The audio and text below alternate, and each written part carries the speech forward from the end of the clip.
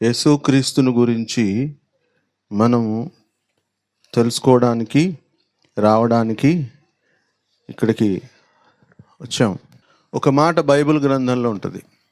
యేసుక్రీస్తు దగ్గరికి మరియమ్మ దగ్గరికి గాబ్రియేలు దూత అనే దూత వచ్చి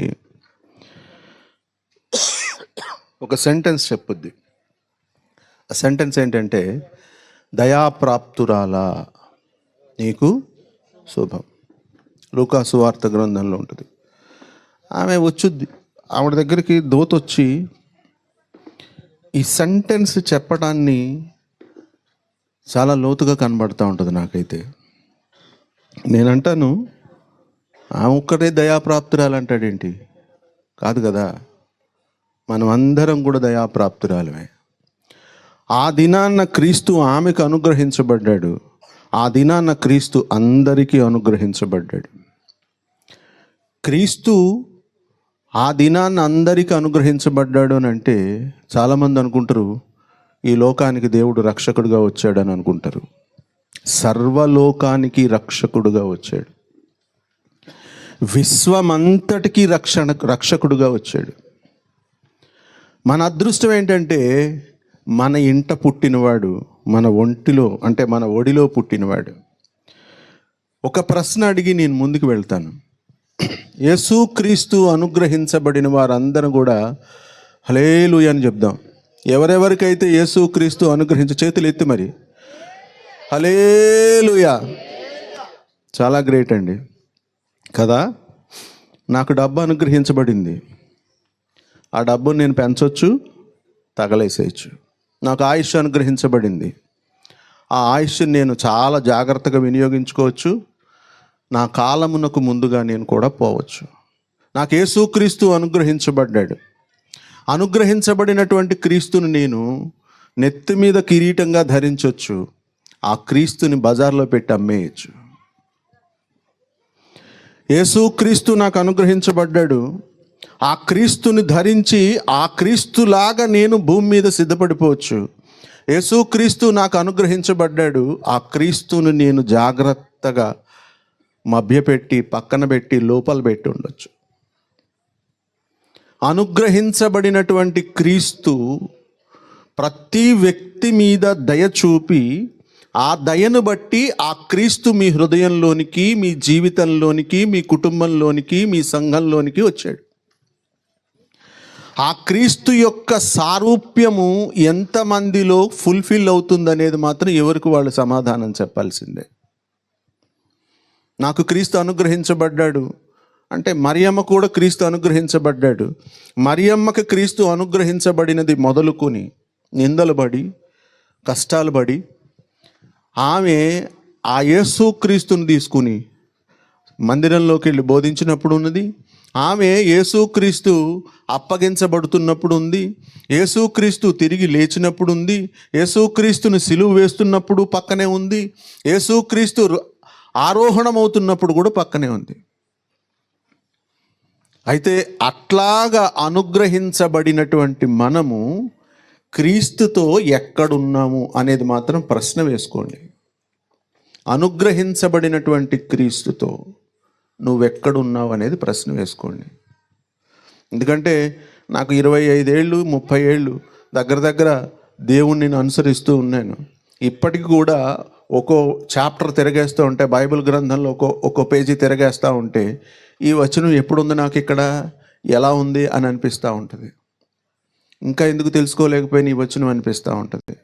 యేసుక్రీస్తు ఆ దైవజనుల ద్వారా మనతో మాట్లాడుతూ ఉన్నప్పుడు ఈ విషయం నేను కరెక్ట్ చేసుకోవాల్సి ఉందే అనిపిస్తూ ఉంటుంది.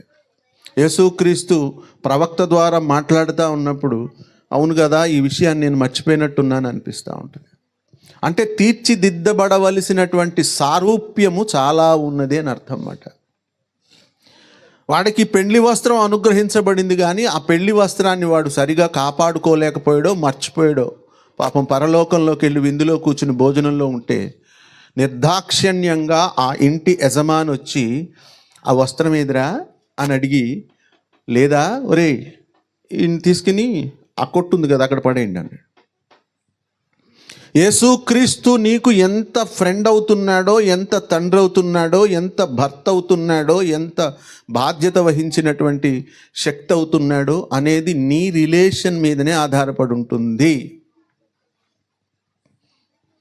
నేను అమ్మేసి వచ్చి ఇక్కడ క్రీస్తుని బజార్లో పెట్టి ఎవడేమో అడ్డు చెప్పడు. నేను క్రీస్తుని నా పక్కనే పెట్టుకుని పక్కకు వచ్చి చాలా అసహ్యంగా ప్రవర్తించవచ్చు, నన్ను ఎవడు అడ్డుకోరు. క్రీస్తుని నేను నమ్ముకుని, అంటే క్రీస్తు నాలో అనుగ్రహించబడిన తర్వాత కూడా నేను చక్కగా నాకు నచ్చిన పని చేయొచ్చు, ఎవరు నన్ను అడ్డుకోరు. కానీ ఇదే క్రీస్తుని తీసుకుని పరలోకంలోనికి నీవు వెళ్ళాలి. ఇదే వస్త్రం తీసుకుని పరలోకంలో విందుకు నువ్వు వెళ్ళాలి. వాళ్ళ వస్త్రాలు ఎలా ఉన్నాయంటే ఉతుక్కుని ఉన్నాయట. వీడి వస్త్రం ఏదయ్యా అంటే లేదు, పడేసుకున్నాడు, ఎక్కడో తగట పెట్టేశాడు, దేనికో ఎక్కడో దాన్ని పొగట్టేసుకున్నాడు. నాకు అనుగ్రహించబడ్డాడుగా క్రీస్తు, మరి నేను ఎలాగన్నాను? ఇది ప్రశ్న వేసుకోవాల్సిన విషయం. క్రిస్మస్లు నేను చేస్తున్నాను, మీరు చేస్తున్నారు, అందరూ చేస్తున్నారు, తప్పేం కాదు. ఎందుకంటే జన్మదినం, ఈ రోజున క్రీస్తు నాకు పుట్టాడని నేను చేసుకునే సెలబ్రేషన్ ఇది.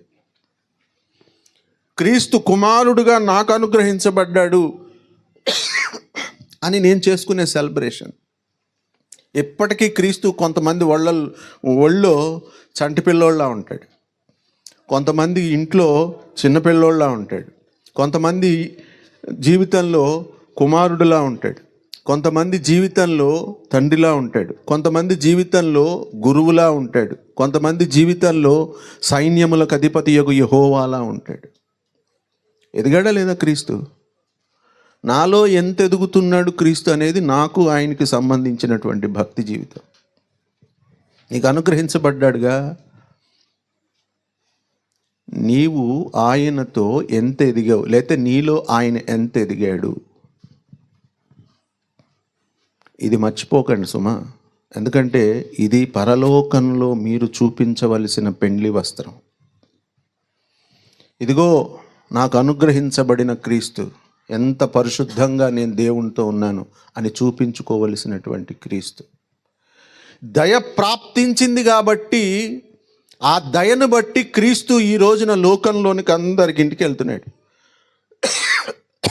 ఇష్టం వచ్చినోడు స్వీకరిస్తున్నాడు, నచ్చనోడు కించపరిచి మాట్లాడుతూ ఉన్నాడు.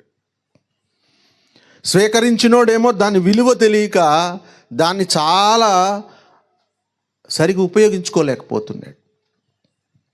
దాని విలువ తెలిసిన వాడు నెత్తి మీద కిరీటంలా ధరించి క్రీస్తునికి తనకు రాజుగా చేసుకుంటున్నాడు. నచ్చిన వ్యక్తి, అంటే దేవుణ్ణి తెలుసుకున్నటువంటి వ్యక్తి ఆ సుందరి వలె, షారోను ఆ పొలములో పూయబడిన పుష్పము వలె దేవుణ్ణి అట్లాగా చూపించగలుగుతూ ఉంది ఆమె, షూలమ్మితిలాగా. ఎవరి క్యారెక్టర్ ఇక్కడ బైబిల్లో ప్రతి క్యారెక్టర్ కనబడతా ఉంటుంది.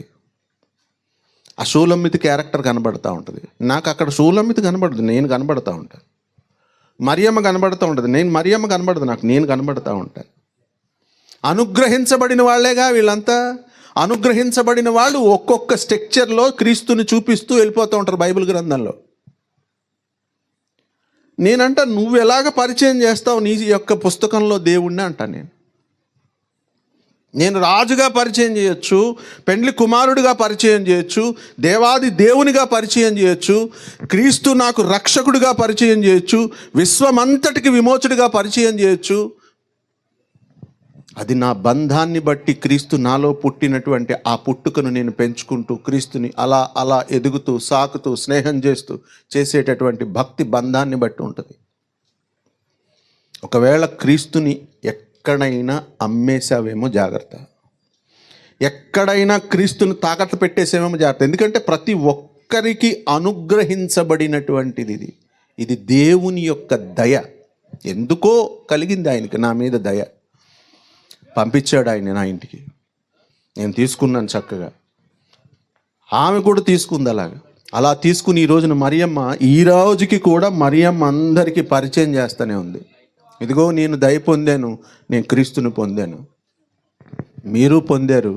ఈ క్రీస్తుని మీరు సమాజానికి ఎట్లా చూపిస్తారు, పరలోకంలో ఇదే క్రీస్తుని ఎలా చూపిస్తారు అనేది మీకు నచ్చినట్టుగా భక్తి చేయబాకండి. దేవుని యొక్క గ్రంథంలో ఒక పత్రికలాగా మీరు కూడా భక్తి చేయండి. క్రీస్తుని అలాగ పరిచయం చేద్దాం. పరలోకంలో రారాజు దగ్గరికి వెళ్ళేటప్పుడు పెండ్లి కుమారుడు ఇదిగో నా పక్కనే ఉన్నాడయ్యా అని చెప్పి పరిగెడదాం. అట్టి కృప పరిశుద్ధాత్ముడు మనకందరికి అనుగ్రహించునుగాక. ఆమేన్. Thank you.